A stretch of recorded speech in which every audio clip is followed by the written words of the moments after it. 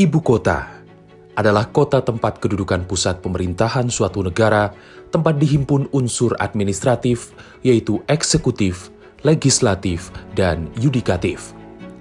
Itu adalah definisi ibu kota yang tertuang dalam Kamus Besar Bahasa Indonesia. Ibu kota dalam praktek pemerintahan adalah jantung sebuah negara. DKI Jakarta yang selama ini menjadi ibu kota Indonesia akan digantikan lokasinya di wilayah Kalimantan Timur.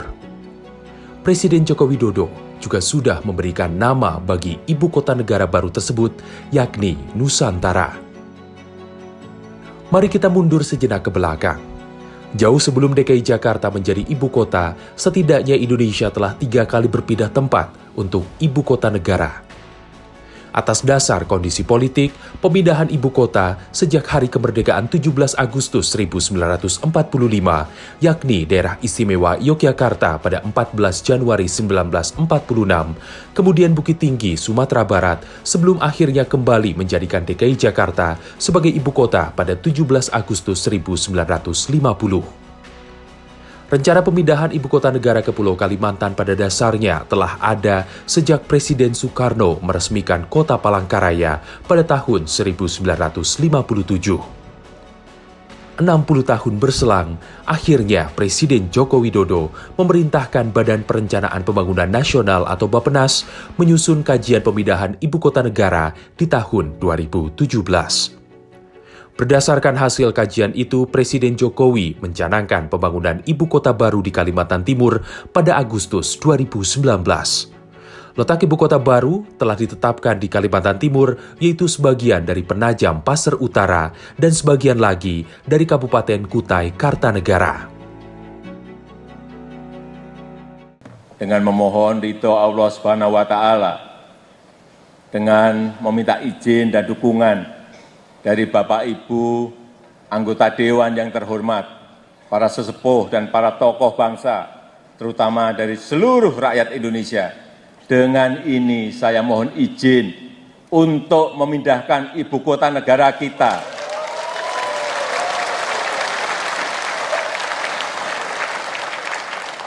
ke Pulau Kalimantan.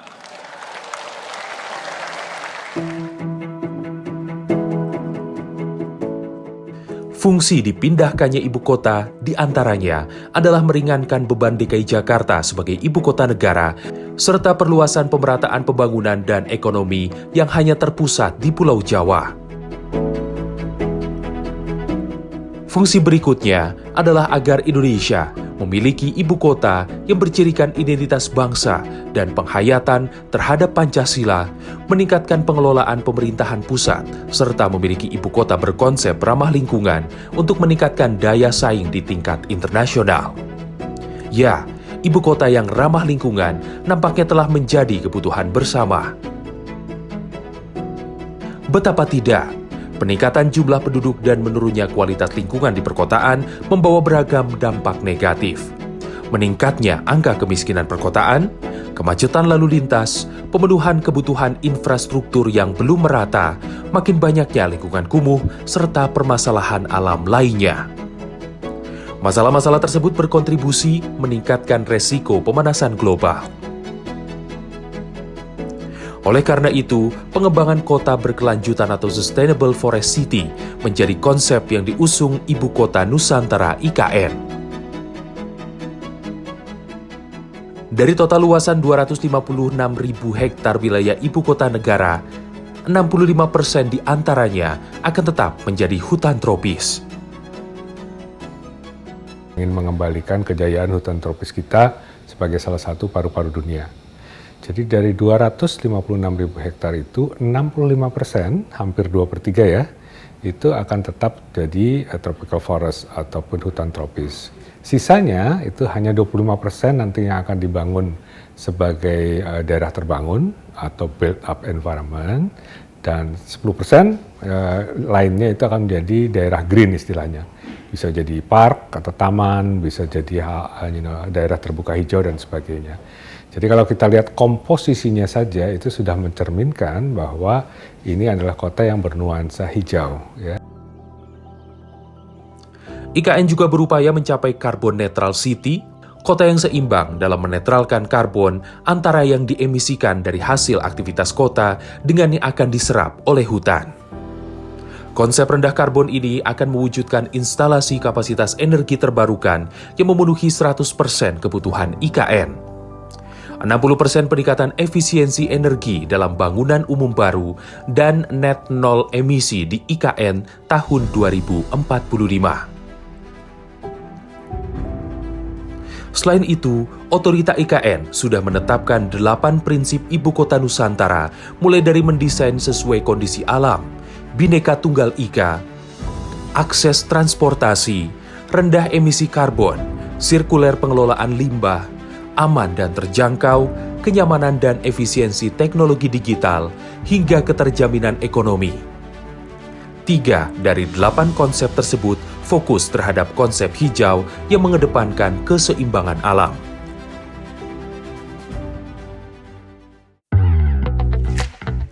Segala rancangan ini nampak seperti mimpi. Tapi mungkinkah mimpi itu diwujudkan? Jawabannya adalah sangat mungkin untuk terwujud.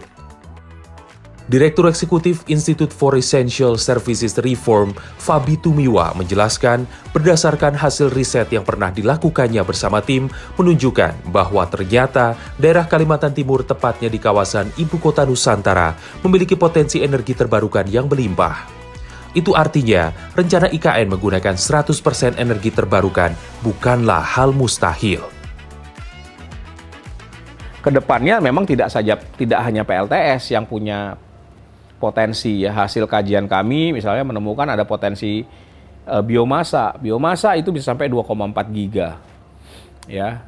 Kemudian angin bisa sampai 200 mega. Kemudian ada mikrohidro ya, bisa mencapai 900 mega. Jadi kalau dari sisi sumber daya energi terbarukan, kawasan IKN itu cukup melimpah. Grand Design Ibu Kota Nusantara dengan sebutan kota hutan berkelanjutan tentu kurang manfaatnya bila tidak berdampak pada pertumbuhan ekonomi. Selain kota yang bersahabat dengan alam, IKN Nusantara direncanakan menjadi gong perubahan ekonomi yang merata di Indonesia. Pembangunan kawasan inti pusat pemerintahan sudah mulai dilaksanakan setidaknya pada pertengahan 2022. Sejumlah pembangunan infrastruktur penting lainnya juga telah berjalan, seperti akses logistik hingga bendungan Sepaku Semoy untuk sumber air kota. Lalu seperti apa dan sejauh mana pembangunan Ibu Kota Baru Indonesia Nusantara yang mengusung konsep hijau ini?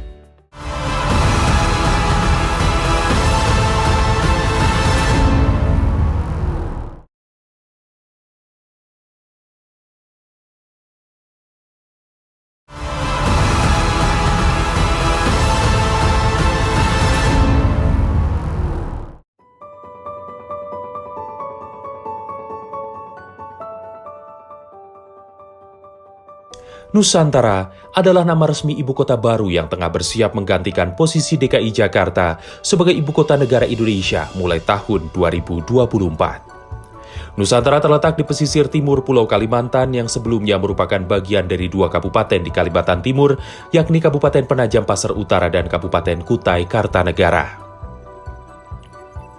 Nusantara memiliki wilayah daratan yang lebih luas daripada DKI Jakarta.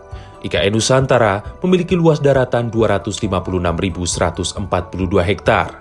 Sementara provinsi dengan ikon Monas hanya 66.233 hektar. Untuk wilayah perairan, DKI Jakarta memiliki cakupan perairan yang jauh lebih luas dibandingkan IKN Nusantara. Luas perairan IKN hanya 68.189 hektar dibandingkan dengan DKI Jakarta yang memiliki perairan mencapai 697.750 hektar. Dari total luasan darat IKN hanya 56.180 hektar yang menjadi urbanized area atau wilayah perkotaan dan 6.671 hektar diantaranya sebagai kawasan inti pusat pemerintahan. Nah, itu yang kita bangun duluan nih, kawasan inti pusat pemerintahan, karena memang Presiden Jokowi ingin agar 2024 nanti ibu kota akan pindah dari Jakarta ke Nusantara ya di 2024. Sehingga kita sekarang membangun pusat-pusat ataupun fasilitas yang memang dibutuhkan pada saat kita nanti mulai memindahkan para penyelenggara negara ini ke Nusantara gitu ya.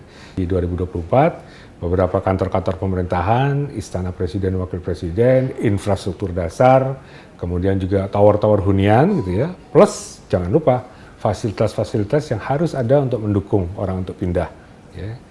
Seperti fasilitas pendidikan, fasilitas kesehatan, fasilitas kita sehari-hari.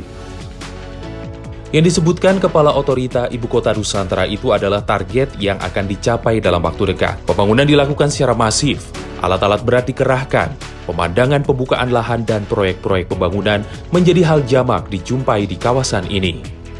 Jalur logistik menjadi hal utama yang dibangun untuk menopang pembangunan IKN.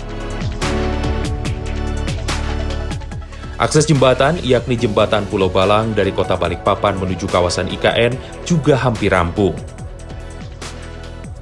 Jalan tol juga ditujukan sebagai sistem jaringan transportasi guna meningkatkan kualitas dan jangkauan pelayanan pergerakan orang serta barang dan jasa yang akan berfungsi sebagai pendorong pertumbuhan ekonomi di IKN Nusantara. Salah satu akses tol yang saat ini sudah tersedia menuju IKN adalah tol Balikpapan-Samarinda yang juga merupakan tol pertama di Pulau Kalimantan. Adapun satu-satunya bangunan yang telah berdiri di kawasan IKN hingga Agustus 2022 adalah titik nol di Sepaku yang berada di kawasan hutan tanaman industri di Kabupaten Penajam Pasir Utara. Titik nol IKN Nusantara, sebuah tempat asri yang kerap menjadi pilihan destinasi wisata bukan hanya warga lokal, tetapi masyarakat dari luar Pulau Kalimantan. Titik ini menjadi koordinat referensi lokasi pembangunan kompleks Istana Negara, infrastruktur IKN, kantor-kantor pemerintahan, dan tahapan pembangunan selanjutnya. Di titik nol tercipta persatuan air dan tanah yang dibawa dari seluruh penjuru Indonesia, mulai dari Sabang hingga Merauke. Infrastruktur penopang utama yang paling menonjol perkembangannya sejauh ini adalah Bendungan Sepaku Semoy yang terletak di Kabupaten Penajam Pasir Utara. Bendungan beranggaran 556 miliar rupiah ini memiliki luas tampungan sekitar 280 hektar. Dengan fungsi yang krusial yakni pasokan air baku IKN sekaligus pengendalian banjir. Bangunan Sepaku Semoy didesain mampu mereduksi banjir sebesar 55% untuk debit banjir 50 tahun. Setidaknya hingga Agustus 2022, progres pembangunan telah mencapai lebih dari 60%. Masih selaras dengan misi Kota Hijau, batu alam hingga gebalan rumput dipilih menjadi material konstruksi untuk penanganan hilir bendungan sehingga lebih natural dan melindungi dari erosi. Untuk data teknisnya bendungan sendiri, itu punya kapasitas tampungnya 10 juta meter kubik dengan tinggi 25 meter dengan panjang bendungannya itu 450 meter. Dan kita untuk pengendalian banjirnya, pelimpahnya menggunakan set spillway atau pelimpah samping dengan material konstruksinya beton. Sedangkan untuk di dalam unsur alaminya sendiri, untuk riprapnya bagian sisi hulunya kita menggunakan boulder batu dan sisi hilirnya lerengnya kita pakai gebalan rumput. Ibu Kota Nusantara diproyeksikan menjadi sumber pertumbuhan ekonomi dan percepatan kesejahteraan secara nasional. Yang paling merasakan dampaknya adalah wilayah sekitarnya. Pembangunan kawasan Nusantara menjadi magnet terserapnya tenaga kerja lokal. Seperti Bendungan Sepaku Semoy yang turut mempekerjakan warga asli setempat. Dari kecil saya asli di Sepaku, sempat kerja serabutan sebelum akhirnya dipanggil dan bergabung di proyek Bendungan Sepaku Semoy. Kalau buat saya dampak pribadi untuk keuangan ya, untuk keuangan keluarga ya bisa dikatakan alhamdulillah cukup. Alhamdulillah cukup untuk menghidupkan keluarga saya sendiri.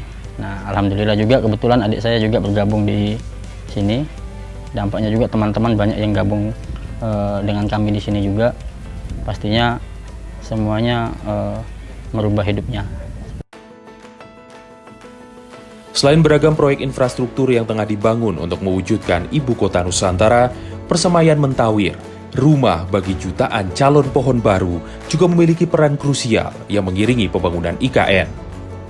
Di atas lahan seluas 120 hektar, jutaan bibit yang dihasilkan akan ditanam di Nusantara untuk sekaligus merehabilitasi hutan-hutan agar kembali pada fungsinya semula sebagai hutan tropis. Seperti apa persemaian ini? Bagaimana persemaian Mentawir memastikan bahwa Forest City Nusantara benar-benar terwujud?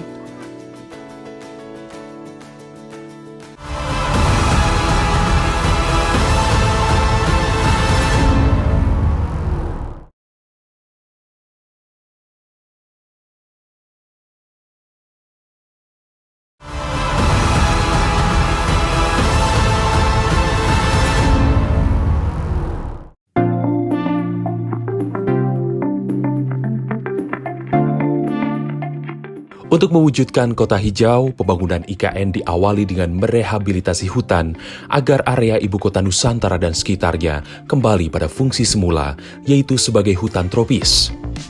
Dari lahan seluas 256.000 hektar di IKN, 65%-nya diperuntukkan menjadi zona hijau hutan tropis. Semua itu akan berawal dari sini, persemaian Mentawir. Terletak di Desa Mentawir, Kecamatan Sepaku, Kabupaten Penajam Pasir Utara, Provinsi Kalimantan Timur. Disinilah sumber hijau ibu kota Nusantara dengan peran yang amat krusial untuk mewujudkan ibu kota Forest City yang ramah dengan alam. Persemaian Mentawir yang berada di dekat kawasan inti IKN akan berdiri di lahan seluas 120 hektar dengan area persemaian dan bangunan sekitar 32,5 hektar. Selagi pembangunan lokasi dilakukan, produksi bibit turut digarap di persemaian transit di lokasi yang sama. Seperti yang kita lihat di belakang, sedang tahap proses pembangunan persemaian Mentawir dan saat ini kita sedang berada di persemaian transit yang masih di dalam persemaian Mentawir. Dan kami di sini memproduksi tanaman-tanaman endemik dan native Kalimantan yang akan kita tanam di Kalimantan Timur, khususnya untuk kegiatan rehabilitasi hutan dan lahan di kawasan IKN untuk mewujudkan Forest City, Smart City di ibu kota Nusantara.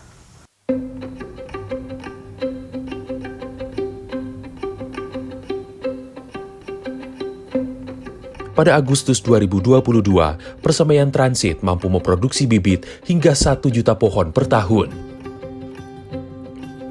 Namun bila pembangunan persemaian rampung, kelak akan memproduksi 15 hingga 20 juta bibit per tahunnya. Jumlah bibit yang dihasilkan dari persemaian Mentawir ini akan dibawa ke IKN untuk kemudian ditanam di lahan-lahan kritis. Bibit pohon yang ditanam juga tidaklah sembarangan. Tanaman endemik, serta sesuai ragam tanaman berkarakteristik khas yang tumbuh di Borneo lah yang dipilih. Dari ratusan jenis pohon, beberapa di antaranya adalah kayu nyatoh, meranti, kayu ulin, kapur, gaharu, tengkawang, hingga jambu-jambuan.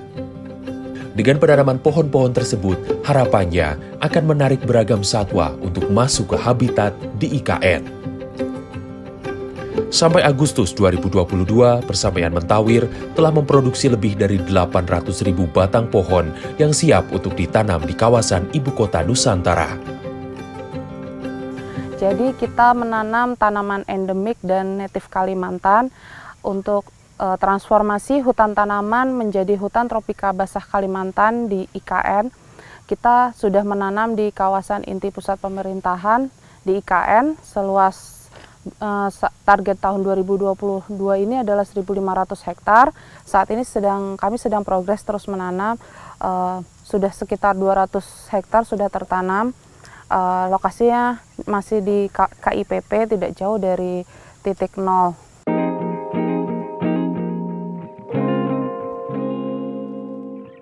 Kegiatan di dapur hijau IKN tiap harinya adalah memproduksi dan merawat bibit-bibit pohon hingga siap tanam. Mulai dari oversack atau pemindahan wadah ke ukuran yang semakin besar menyesuaikan usia tanam, penyiraman, hingga menyortir bibit-bibit yang terserang penyakit agar tidak menular ke tanaman lainnya. Persemaian Mentawir Transit mampu memproduksi hingga 100.000 pohon bibit setiap bulannya. Dari berbagai jenis bibit endemik Kalimantan, jenis Dipterocarpaceae atau tumbuhan yang banyak dimanfaatkan dalam bidang perkayuan menjadi primadona. Seperti meranti, karakteristik kayunya yang kuat hingga anti rayap. Kemudian bibit pohon ulin, kelak juga akan menghiasi hutan kawasan IKN. Ulin juga populer dengan nama kayu besi karena karakteristiknya yang kokoh.